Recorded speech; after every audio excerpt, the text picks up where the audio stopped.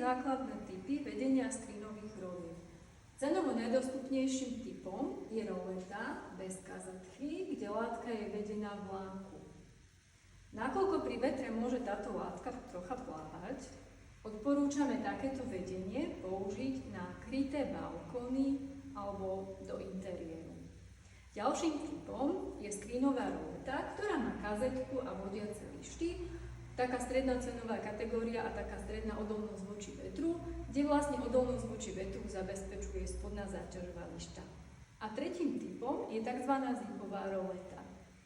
Má kazetku a vodiace lišty. Špeciálna skrinová tkanina je vedená vo vodiacich lištách pomocou tzv. Neviditeľného zipu, čo umožňuje jej najväčšiu odolnosť voči vetru. Je možné vyrobiť už až do šírky 7 metrov a preto je vhodná ako bočné tienenie na terasy a pergoly.